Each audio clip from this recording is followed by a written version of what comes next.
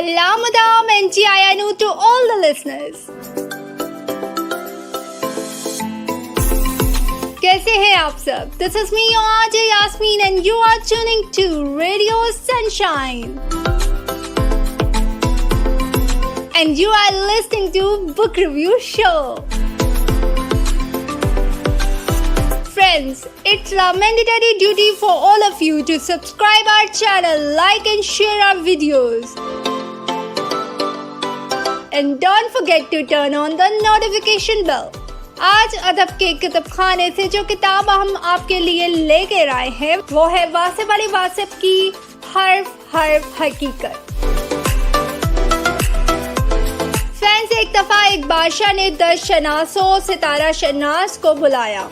اس سے اپنا احوال پوچھا. منجم نے حساب لگایا, ذائچہ بنایا, بادشاہ کو اطلاع دی. جہاں پناہ آپ کی سب عزیز آپ کے سامنے مر جائیں گے.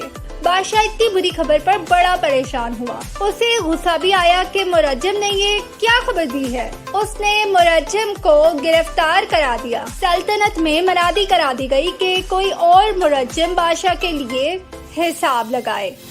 ایک آدمی حاضر ہوا. اس نے ذائچہ بنایا, حساب لگایا اور کہا, جہاں پناہ آپ کی عمر طویل ہے, آپ اپنے عزیزوں سے زیادہ عمر پائیں گے. بادشاہ خوش ہو گیا. بولا, مانگ. کیا مانگتا ہے؟ مرجم نے کہا, جاپنا بس میرے استاد کو رہا کر دے. سلطان نے وضاحت چاہی. مرجم نے کہا, گرفتار مرجم میرا استاد ہے. اس نے بھی وہی کچھ بتایا جو میں نے بتایا, لیکن وہ الفاظ کے انتخاب میں محتاط نہ ہو سکا. آپ عزیزوں سے زیادہ عمر پائیں یا آپ کے عزیز آپ سے پہلے مر جائیں, بات تو ایک ہی ہے لیکن ادائیگی مختلف ہے. واصف علی واصف کا یہ مضمون جس کا عنوان الفاظ ہے, ان کی کتاب حرف حرف حقیقت سے لیا گیا ہے. یہ کتاب ان کے صوفیانہ نثر پاروں کا تیسرا مجموعہ ہے جو 1994 میں ان کی وفات کے بعد شائع ہوا, اور اس کتاب میں بھی وہ خاص اسلوب کو برقرار رکھتے ہوئے نظر آتے ہیں.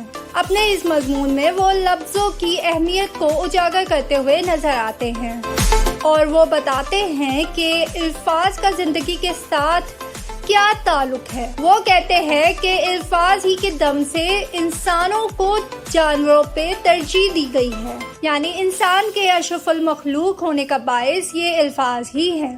اگر ہم غور کریں تو یہ معلوم ہوگا کہ الفاظ کے بغیر کوئی خیال یا خواب, انسانی سوچ یا انسانی جذبات صرف ایک جلوہ ہے, ایک تصویر, گونگے کے ایک خوبصورت خواب کی طرح جس کی شاید کوئی تعبیر ممکن نہیں.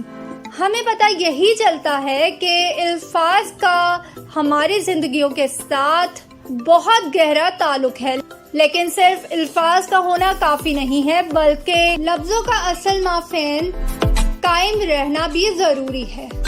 اسی بات کو وہ اپنے ایک دوسرے مضمون میں یوں کچھ ایسے بیان کرتے ہیں کہ وہ لکھتے ہیں, لاؤڈ سپیکروں کا شور ہے, تبلیغ کا زور ہے, مسلمانوں کو مسلمان ہونے کی تبلیغ کر رہے ہیں. جس کی طبیعت چاہے اٹھ کے کھڑا ہو جائے, ایک رٹی رٹائی تقریر دے مارے. بے بسی ہے, وقت قیام بھی سجدے میں گزارا جاتا ہے. زندگی کسی اور رخ پہ جا رہی ہے اور تبلیغ کسی اور رخ پہ. اس کے علاوہ اگر ہم سیاست کا جائزہ لیں تو وہاں بھی کچھ ایسا ہی رجحان نظر آتا ہے. لفظوں کا بے دریغ اور غلط استعمال کیا جا رہا ہے. انسانوں کی کردار کشی سے لے کر الفاظ تراشی تک ایسے معلوم ہوتا ہے کہ الفاظ اپنی اصل معنی, اصل مفاہیم کھو بیٹھے ہیں. جھوٹ پہ جھوٹ بولا جا رہا ہے, اور اگر سچ بولا بھی جا رہا ہے تو اتنی تلخی سے بس خدا کی پناہ. اس پوری بات کو کرنے کا مقصد یہ ہے کہ فرینڈز, الفاظ قدرت کا ہمارے لیے بہت انمول تحفہ ہے, اور ہمیں کوشش کرنی چاہیے اور دعا کرنی چاہیے کہ ہم اس امانت کو, اس ذمہ داری کو بڑی خوبی کے ساتھ نبھا سکیں اور اس کو ایسے طریقے سے ادا کر سکیں. اس کے بعد واصف علی واصف کے دوسرے مضمون پہ نظر ڈالتے ہیں جس کا نام ہے کائنات اور کائنات۔ اپنے اس مضمون میں ہمیں دو کائناتوں کے امتزاج اور اختلاف کے بارے میں آگاہ کر رہے ہیں۔ وہ کائنات ہے، اس کائنات کے اصول اور قانون تمام برابر ہیں، مگر زندگی کا انجام موت پہ ہوگا۔ ہر آغاز کا ایک انجام ہوگا اور ہر انجام کا ایک آغاز ہوگا۔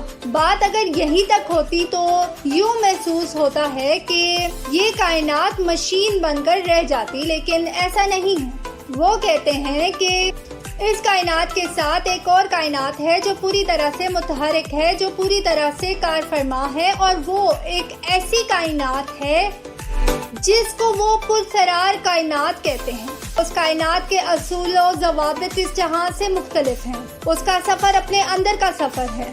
مثال کے طور پر یہ آگ کی جبلت ہے کہ وہ جلے گی یا جلائے گی، لیکن ہم یہ بھی جانتے ہیں کہ وہی آگ ابراہیم علیہ السلام کے لیے سلامتی بن جاتی ہے، ان کا ایک بھی بال بیکا نہیں کر سکی۔ تو اسی باطنی اور پرسرار کائنات کے لیے بہت ہی خوبصورت لفظ اس مضمون میں قلم بند کیے ہیں۔ وہ روح کی کائنات ہے، نشانیوں کی کائنات ہے، جلووں کی کائنات ہے، محبوب کے انکشاف کی کائنات ہے، رضا اور منشا کی کائنات ہے۔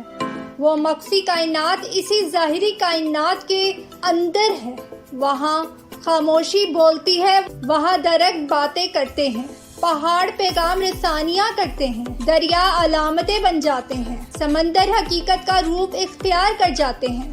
اس کائنات میں روح والے، اس کائنات میں دل والے، حق والے داخل کیے جاتے ہیں۔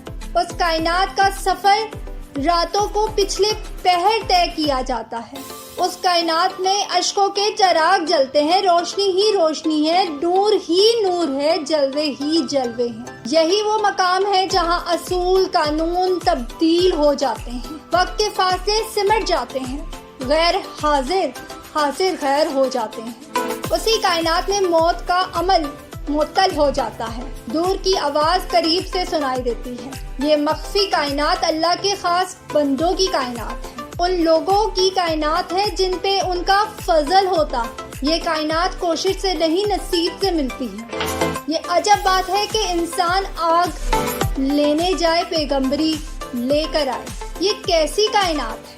اسی کیفیت پہ علامہ اقبال کا بہت خوبصورت شعر ہے۔ وہ لکھتے ہیں، کھو نہ جا اس سحر و شام میں صاحب ہوش، ایک جہاں اور بھی ہے جہاں نہ پردے ہیں نہ دوش۔ میں نے پایا اسے اشک سحر گاہ میں، میں نے پایا اسے اشک سحر گاہ میں، جس در نایاب سے خالی ہے صدف کی آغوش۔